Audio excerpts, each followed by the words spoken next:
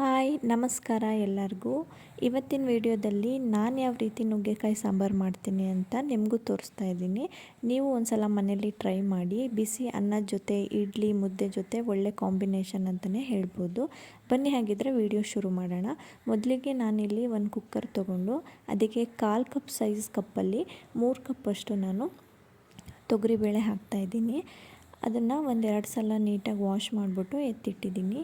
ಇವಾಗ ಒಂದೆರಡು medium ಸೈಜ್ದು tomato ತೊಗೊಂಡು ಅದನ್ನು ಕೂಡ ಈ ಥರ ಉದ್ದಕ್ಕೆ ಹೆಚ್ಚಿಟ್ಕೋತಾ ಇದ್ದೀನಿ. ಒಂದು ಮೀಡಿಯಮ್ ಸೈಜ್ ಈರುಳ್ಳಿನೂ ಕೂಡ ಈ ಥರ ಉದ್ದಕ್ಕೆ ಕಟ್ ಮಾಡಿ ಇಟ್ಕೊಂಡು, ಇವಾಗ ಈರುಳ್ಳಿ ಮತ್ತು ಟೊಮೊಟೊ ಎರಡನ್ನೂ ಕೂಡ ಬೇಳೆ ಜೊತೆ ಸೇರಿಸಿ ಅದಕ್ಕೆ ಬೇಳೆ ಬೇಯೋದಕ್ಕೆ ಎಷ್ಟು ನೀರು ಬೇಕಾಗುತ್ತೆ ಅಷ್ಟು ನೀರು ಹಾಕಿ ಒಂದು ಚಿಟಿಕೆ ಅಷ್ಟು ಅರಿಶಿನ ಪುಡಿ ಹಾಕಿ ಇದನ್ನು ಒಂದು ಕುದಿ ಬರೋವರೆಗೂ ಕ್ಯಾಪ್ ಕ್ಲೋಸ್ ಮಾಡ್ದೇನೆ ನಾನು ಈ ಥರ ಕುದಿಸ್ಕೊತೀನಿ.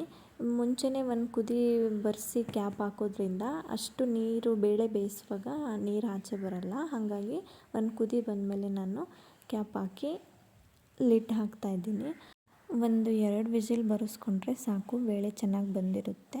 ಮುಂಚೆನೇ ಒಂದು ಕುದಿ ಬಂದಮೇಲೆ ಕ್ಯಾಪ್ ಹಾಕಿರ್ತೀವಲ್ಲ, ಸೊ 2 ವಿಸಿಲ್ ಬಂದರೆ ಸಾಕು, ಚೆನ್ನಾಗಿ ಬೆಂದಿರುತ್ತೆ ಬೇಳೆ.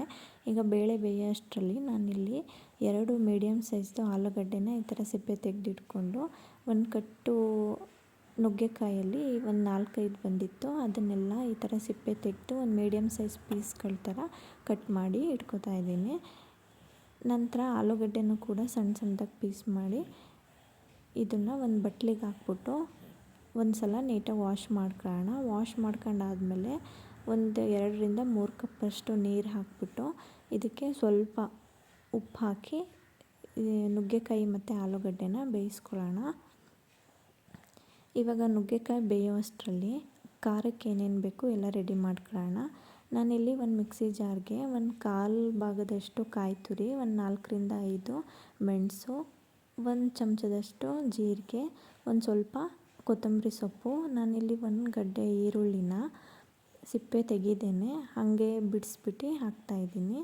ಮತ್ತು ಒಂದು ಮೀಡಿಯಮ್ ಸೈಜ್ ಈರುಳ್ಳಿ ಮತ್ತು ಒಂದು ಟೊಮ್ಯಾಟೊನ ಸಣ್ಣದಾಗಿ ಕಟ್ ಮಾಡಿಬಿಟ್ಟು ನಾನು ಮಿಕ್ಸಿ ಜಾರಿಗೆ ಸೇರಿಸ್ತಾ ಇದ್ದೀನಿ. ಕೆಲವೊಬ್ಬರು ನುಗ್ಗೆಕಾಯಿ ಸಾಂಬಾರಿಗೆ ಖಾರ ರುಬ್ಬಿನ ಹಾಕಲ್ಲ, ಹಂಗೆ ಒಗ್ಗರಣೆಗೆ ನುಗ್ಗೆಕಾಯಿ ಮತ್ತು ಬೇಳೆನ ಬೇಯಿಸ್ಕೊಂಡು ಖಾರ ಪುಡಿ ಸಾಂಬಾರು ಪುಡಿ ಹಾಕಿ ಕುದಿಸ್ಕೊತಾರೆ. ಅದೊಂಥರ. ಈ ಥರ ಖಾರ ರುಬ್ಬಿ ಮಾಡೋದ್ರಿಂದ ಟೇಸ್ಟ್ ಇನ್ನೂ ಸ್ವಲ್ಪ ಚೆನ್ನಾಗಿರುತ್ತೆ. ಹಾಗಾಗಿ ನಾನು ಇದೇ ರೀತಿ ಮಾಡ್ತೀನಿ. ಮಿಕ್ಸಿ ಜಾರ್ಗೆ ಈರುಳ್ಳಿ ಮತ್ತು ಟೊಮ್ಯಾಟೊ ಹಾಕ್ಕೊಂಡಾದ್ಮೇಲೆ ನಾನಿಲ್ಲಿ 3 ಚಮಚದಷ್ಟು ಖಾರದ ಪುಡಿ, 1-2 ಚಮಚ ಧನಿಯಾ ಪುಡಿ ಮತ್ತು 1 ಚಮಚದಷ್ಟು ನಾನು ಸಾಂಬಾರು ಪುಡಿ ಹಾಕ್ತಾಯಿದ್ದೀನಿ. ಮತ್ತು ಇಲ್ಲಿ 1 ಇಂಚಷ್ಟು ಶುಂಠಿನ ತೊಗೊಂಡು ಈ ಥರ ಸಣ್ಣ ಪೀಸ್ ಮಾಡಿ ಅದಕ್ಕೆ ಹಾಕಿ ಖಾರ ರುಬ್ಬಲಿಕ್ಕೆ ಎಷ್ಟು ನೀರು ಬೇಕಾಗುತ್ತೆ ಸ್ವಲ್ಪ ನೀರು ಹಾಕ್ಕೊಂಡು ಈ ಥರ ಫೈನಾಗಿ ಪೇಸ್ಟ್ ಮಾಡಿಕೊಂಡೆ. ಅಷ್ಟರಲ್ಲಿ ಈ ಕಡೆ ಆಲೂಗಡ್ಡೆ ಮತ್ತು ನುಗ್ಗೆಕಾಯಿ ಕೂಡ ಬೆಂದಿತ್ತು. ಇವಾಗ ಸಾಂಬಾರಿಗೆ ಒಗ್ಗರಣೆ ಹಾಕೋಣ. ಇವಾಗ ಒಂದು ಸ್ಟವ್ ಮೇಲೆ ಒಂದು ಪಾತ್ರೆ ಇಟ್ಬಿಟ್ಟು ಸ್ವಲ್ಪ ಎಣ್ಣೆ, ಒಂದು ಸ್ವಲ್ಪ ಸಾಸಿವೆ, ಒಂದು 3 ಒಣಮೆಣ್ಸಿನ್ಕಾಯಿ ಮತ್ತು ಸ್ವಲ್ಪ ಕರಿಬೇವಿನ ಸೊಪ್ಪು, ಹಾಗೆ ನಾನಿಲ್ಲಿ ಒಂದು 5-6 ಎಲ್ಕು ಬೆಳ್ಳುಳ್ಳಿನ ಈ ಥರ ಜಜ್ಜಿ ಹಾಕ್ಕೊಂಡಿದ್ದೀನಿ. ಇದಿಷ್ಟನ್ನು ಹಾಕಿ ಒಂದು ಸಲ ಮಿಕ್ಸ್ ಮಾಡಿಕೊಂಡು ಇದಕ್ಕೆ ಒಂದು ಮೀಡಿಯಮ್ ಸೈಜ್ದು ಈರುಳ್ಳಿನ ಉದ್ದಕ್ಕೆ ಸಣ್ಣದಾಗಿ ಹೆಚ್ಚಿಟ್ಕೊಂಡಿದ್ದೀನಿ. ಆ ಈರುಳ್ಳಿನೂ ಕೂಡ ಸೇರಿಸ್ಬಿಟ್ಟು ಈರುಳ್ಳಿ ಸ್ವಲ್ಪ ಟ್ರಾನ್ಸ್ಪರೆಂಟ್ ಆಗೋವರೆಗೂ ಬೇಯಿಸ್ಕೊಳ್ಳೋಣ.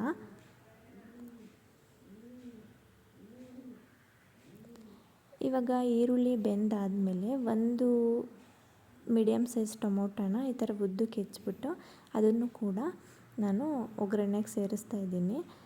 ಈ ಟೊಮ್ಯಾಟೊ ಸ್ವಲ್ಪ ಮೆತ್ತಗಾದ್ಮೇಲೆ ನಾವೇನು ರುಬ್ಬಿಟ್ಕೊಂಡಿದ್ವಿ ಆ ಖಾರನ ಸೇರಿಸ್ಬಿಟ್ಟು ಮಿಕ್ಸಿ ಜಾರನ್ನ ತೊಳೆದು ಸ್ವಲ್ಪ ನೀರು ಹಾಕಿ ಅದಕ್ಕೆ 1 ಸ್ಪೂನಷ್ಟು ನಾನು ಉಪ್ಪು ಹಾಕ್ತಾಯಿದ್ದೀನಿ. ಉಪ್ಪು ಹಾಕ್ಬಿಟ್ಟು ಇಷ್ಟು ಮಾತ್ರ ಒಂದು ಕುದಿ ಬೇಯಿಸ್ಕೊಳ್ಳೋಣ. ಇದು ಕುದೀತಾ ಇರುವಾಗ ನಾವು ಬೇಯಿಸಿಟ್ಕೊಂಡಿರೋವಂಥ ಬೇಳೆ ಮತ್ತು ನುಗ್ಗೆಕಾಯಿ ಆಲೂಗಡ್ಡೆನೂ ಕೂಡ ಬೇಯಿಸ್ಕೊಂಡಿದ್ವಲ್ಲ ಅದನ್ನು ಕೂಡ ನೀರು ಸಮೇತನೇ ಇದಕ್ಕೆ ನಾನು ಸೇರಿಸ್ತಾ ಇದ್ದೀನಿ. ಸೇರಿಸ್ಬಿಟ್ಟು ಒಂದು ಸಲ ಮಿಕ್ಸ್ ಮಾಡಿಕೊಂಡು ಒಂದು ಗೋಲಿ ಗಾತ್ರದಷ್ಟು ಹುಣಸೆಹಣ್ಣನ್ನು ನಾನು ನೀರಲ್ಲಿ ನೆನೆಗಾಕಿದ್ದೆ. ಇವಾಗ ಹುಣಸೆಹಣ್ಣನ್ನು ಚೆನ್ನಾಗಿ ಕಿವುಚ್ಬಿಟ್ಟು ಅದರ ರಸನ ಸಾಂಬಾರಿಗೆ ಸೇರಿಸ್ತಾ ಇದ್ದೀನಿ. ಸಾಂಬಾರಿಗೆ ಸೇರಿಸ್ಬಿಟ್ಟು ಸ್ವಲ್ಪ ಸಾಂಬಾರು ಗಟ್ಟಿ ಅನಿಸ್ತಾ ಇತ್ತು. ಆಮೇಲೆ ನಾವು ಸ್ವಲ್ಪ ಜಾಸ್ತಿ ಜನ ಕೂಡ ಇದ್ದೀವಿ, ಅದಕ್ಕೆ ಸ್ವಲ್ಪ ನೀರು ಹಾಕ್ಕೊಂಡು ಅದಕ್ಕೆ ಹೆಚ್ಚಿಸ್ಕೊಂಡು ರುಚಿಗೆ ಸ್ವಲ್ಪ ಉಪ್ಪು ಕಮ್ಮಿ ಅನಿಸ್ತಾ ಇತ್ತು. ಆ ಉಪ್ಪನ್ನು ಕೂಡ ಹಾಕ್ಕೊಂಡು ಒಂದು ಸಲ ಮಿಕ್ಸ್ ಮಾಡಿ ಸಾಂಬಾರು ಕುದಿ ಬಂದಮೇಲೆ ಮೀಡಿಯಮ್ ಫ್ಲೇಮ್ ಮಾಡಿ ಒಂದು 3-4 ನಿಮಿಷ ಚೆನ್ನಾಗಿ ಕುದಿಸ್ಕೊಂಡ್ರೆ ಸೂಪರಾಗಿರೋ ನುಗ್ಗೆಕಾಯಿ ಸಾಂಬಾರು ರೆಡಿ ಆಗುತ್ತೆ. ನನಗಂತೂ ನಾನು ಮಾಡೋ ನುಗ್ಗೆಕಾಯಿ ಸಾಂಬಾರು ಅಂದರೆ ತುಂಬಾ ಇಷ್ಟ. ನೀವು ಒಂದು ಸಲ ಮನೇಲಿ ಟ್ರೈ ಮಾಡಿ ಹೇಗಿತ್ತು ಅಂತ ಕಮೆಂಟ್ ಮಾಡಿ ತಿಳಿಸಿ. ಹಾಗೆ ಈ ವಿಡಿಯೋ ನಿಮ್ಗೆ ಇಷ್ಟ ಆಗಿದರೆ ಲೈಕ್ ಮಾಡಿ, ಶೇರ್ ಮಾಡಿ, ಸಬ್ಸ್ಕ್ರೈಬ್ ಮಾಡಿ. ಬಾಯ್.